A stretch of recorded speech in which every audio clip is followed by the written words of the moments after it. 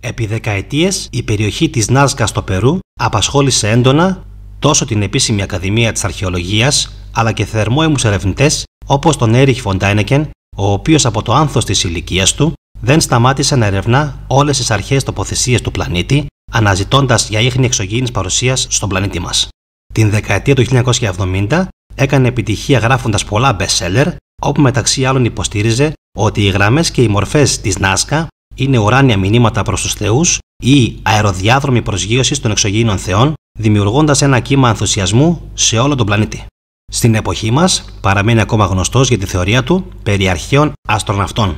Αν βέβαια είχαν καταφτάσει στον πλανήτη μας εξωγήινοι, το τελευταίο πράγμα που θα χρειάζονταν θα ήταν πλατφόρμες και γραμμές προσγείωσης, γιατί κάτι τέτοιο δεν θα τους ήταν απλά απαραίτητο, με δεδομένο ότι αν έχεις την ικανότητα να κάνεις διαστρικά και διαγαλαξιακά ταξίδια, τότε το τελευταίο πράγμα που χρειάζεσαι είναι γραμμές ή πλατφόρμες προσγείωσης. Μπορείς να αφήσεις το μετρικό σκάφος σε τροχιά γύρω από τη γη και να κατέλθεις στην γήινη ατμόσφαιρα με πολλά ευέλικτα μικρά σκάφη, τα οποία φυσικά θα έχουν και συστήματα αντιβαρύτητας, καθώς και τεχνολογίες που ούτε καν μπορούμε να φανταστούμε με το σημερινό μας πρωτόγονο διαστημικό πρόγραμμα.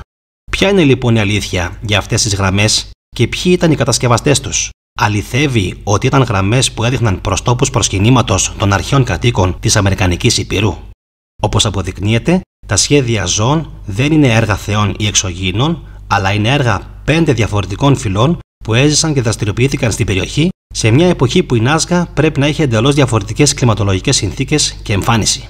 Όσο για τις γραμμές, τις έφτιαξαν πολύ πιθανόν οι Ίνκας σε πανάρχαιες εποχές για λόγους προσανατολισμού και διευκόλυνσης της καθημερινότητάς τους. Πολλές φορές μάλιστα, τις γραμμές αυτές τις χάραζαν μικρά παιδιά παίζοντας, καθότι είναι πανεύκολο να τις χαράξει κάποιος με τα πόδια του ή ένα φτιάρι. Τις δε πίστες, που είναι και το σημαντικότερο μέρος της σημερινής παρουσίασης, τις έφτιαξαν δυτικοί τυμβορύχοι, οι οποίοι τις χρησιμοποίησαν στις αρχές του 20ου αιώνα και συγκεκριμένα μετά το 1924, όταν δηλαδή άρχισαν οι άνθρωποι να χρησιμοποιούν αεροπλάνα προκειμένου να μεταφέρουν παράνομα το χρυσό, αλλά και πλήθος από σπανιότατα αρχαιολογικά ευρήματα που βρέθηκαν στην περιοχή, εκβιάζοντας πολλές φορές την κυβέρνηση του Περού ή συνομωτώντας πολλές φορές μαζί της. Τα ανωτέρω τα πιστοποιεί ένα γεωγλυφικό το οποίο βρέθηκε στην Νάζκα, το οποίο πολλοί έτρεξαν να το χαρακτηρίσουν εξωγήινης ή αγνώστου προελεύσεως, αλλά δυστυχώς για μερικούς δεν είναι ούτε το ένα αλλά ούτε και το άλλο. Στο γεωγλυφικό που βλέπετε αποτυπώνεται το σχέδιο δημιουργίας μιας καθεδρικής καθολικής εκκλησίας, ναι, σωστά ακούσατε,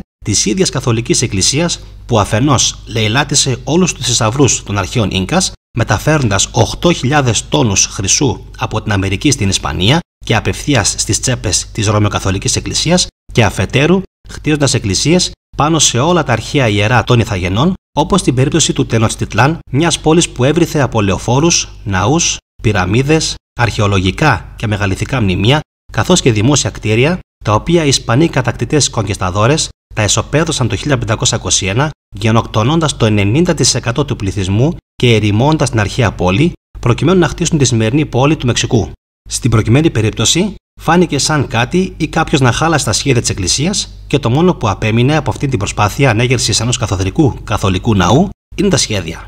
Όπως λοιπόν βλέπετε, δεν προσγειώθηκαν εξωγήινοι στην Νάζκα και η θεωρία περί εξωγήινων χρησιμοποιήθηκε από την Καθολική Εκκλησία και τους λαθρέους τυμβορύχους της, προκειμένου να στρέψουν το ενδιαφέρον και την προσοχή της κοινής γνώμης μακριά από τον εαυτό τους και την ακόρεστη δίψα τους για παράνομα πλούτη. Ως εκ τούτου, οι μόνοι εξωγήινοι εντός εισαγωγικών που κατέφτασαν στην Νάζκα ήταν οι πολεμοχαρείς και άπλιστοι κονκισταδόρες και οι φανατικοί ιερείς τους. Γιατί όμως επέδειξε η Καθολική Εκκλησία τέτοια μανία και ταχύτητα σχετικά με τα ευρήματα της Νάζκα? Τι ήταν αυτό που βρέθηκε και τους συγκλώνησε τόσο πολύ, ώστε έφτιαξαν γραμμές προσγείωσης σε τόσο σύντομο χρονικό διάστημα την δεκαετία του 1920? Υπήρξε μήπως κάποιο αρχαιολογικό έβριμα το οποίο αν έβλεπε το φως της δημοσιότητας θα απειλούσε όλα όσα στηρίζεται το επίσημο δόγμα της Εκκλησίας και θα τον γκρέμιζε σαν ένα πρόχειρο τραπουλοχαρτό? Μήπως θα άλλαζαν όλα όσα νομίζουμε ότι γνωρίζουμε για το παρελθόν αυτού του πλανήτη? Αν θέλετε να το μάθετε, εγγραφείτε στο κανάλι και μείνετε σε εγρήγορση μέχρι την προβολή του εν λόγω επεισοδίου. Για ακόμα μια φορά λοιπόν αποδεικνύεται ότι η Ρωμαιοκαθολική Εκκλησία κάθε άλλο παρά αθώα ήταν και μάλιστα έπαιξε ενεργό ρόλο στον αφανισμό του πολιτισμού και της κουλτούρας των Αμερινδιανών, τους οποίους φρόντισε να τους προβάλλει ως ανθρωποθυσιαστές και δυσιδαίμονες παραποιώντας την επίσημη ιστορία αυτών των λαών, γιατί ως γνωστόν την ιστορία την γράφουν οι νικητές και αυτοί που έχουν τον καλύτερο εξοπλισμό. Στη συγκεκριμένη περίπτωση δεν έπαιξαν ρόλο μόνο ο καλύτερος εξοπλισμός των Ισπανών και η μαφιόζικη κουτοπονηριά τους, αλλά κάποιοι ερευνητές πιστεύουν ότι οι Ισπανοί εσκεμμένα και σχεδιασμένα απελευθέρωσαν στελέχη ιών για να εξαφανίσουν τους αυτόχθονες της Αμερικής. Ιούς, όπως για παράδειγμα την ευλογιά, που τους παραχώρησε η Ρωμαιοκαθολική Εκκλησία και μόνο ατύχημα δεν ήταν.